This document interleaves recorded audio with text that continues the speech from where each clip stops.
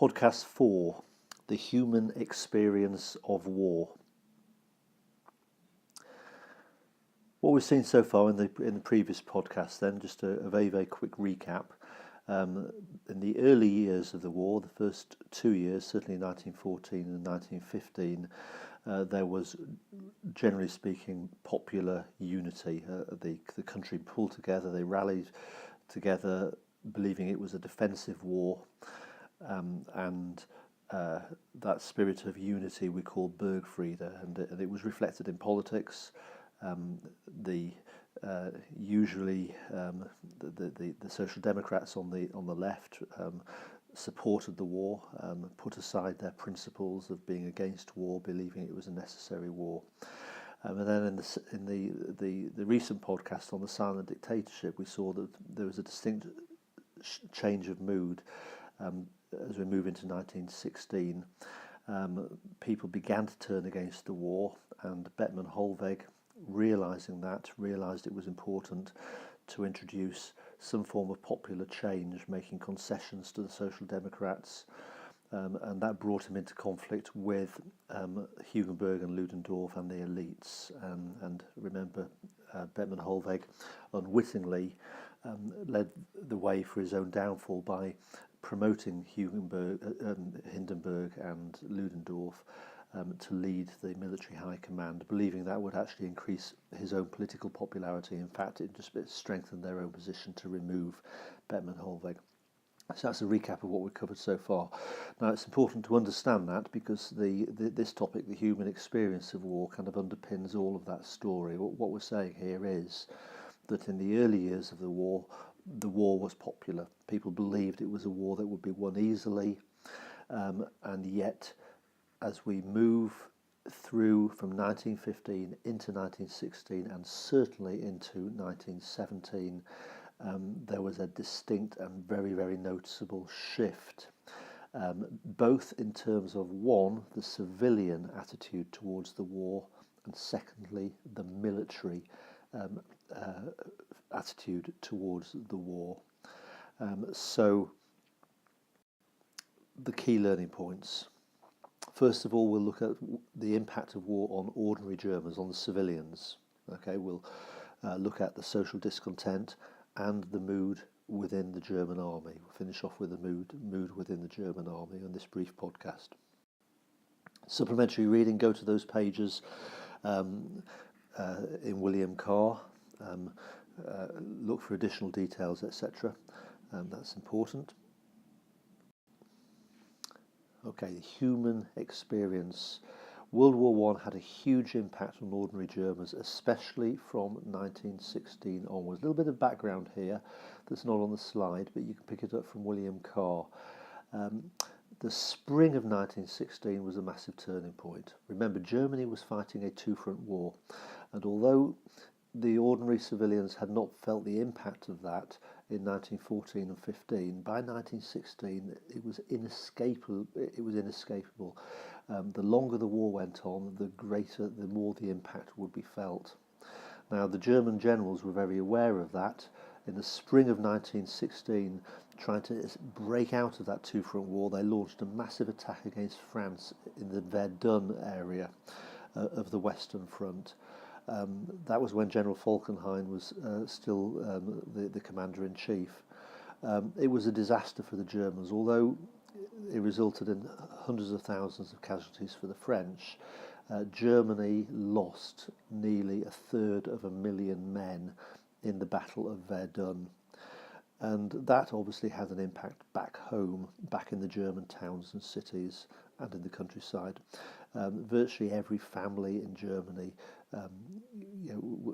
either had directly lost a loved one or a loved one was seriously injured in the Battle of Verdun. And then immediately on the back of that, the British launched the Battle of the Somme in July 1916. So two massive battles.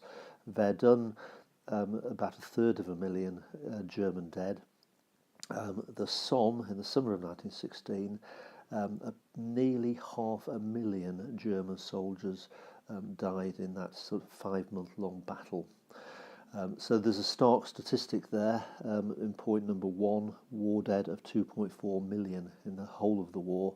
That's 16% of all Germans who were conscripted. Not just the dead, it's the physical disabilities, soldiers returning with obvious lost limbs, victims of gas attacks, etc., etc. And something you can't quantify in the same way, the emotional trauma. Virtually every single German family was touched. So the mood of unity was definitely swinging the other way as a result of the impact of war.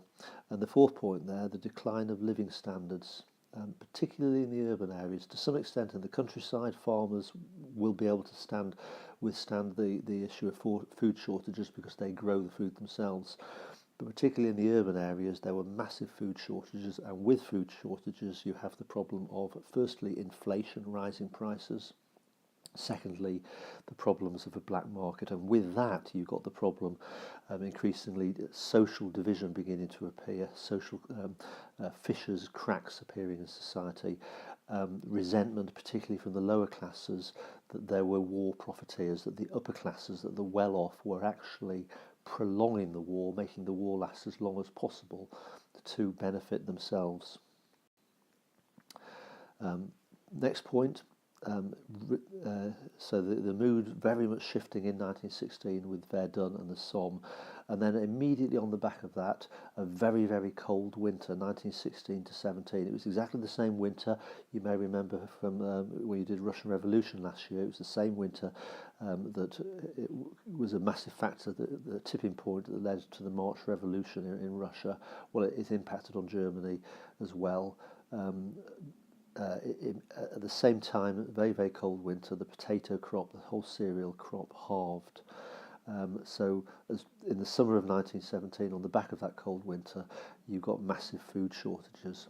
At the same time, we did this in the previous podcast, Hindenburg and Ludendorff are now militarising society, regimenting society, forcing longer working hours, relocating workers, and really reducing human freedom inside Germany to bring about a total war effort. That, in combination with the losses and the food shortages, is now leading to increasing resentment. That the elites are prolonging the war deliberately to make themselves richer and stronger. Point 7, civilian deaths from food shortage and hypothermia increased to nearly 1/3 in 1918. Infant mortality increased by 50% during the war. So, social discontent. Some of these 3 points we've touched upon, but it just highlights the points. The lower classes resented war profiteers.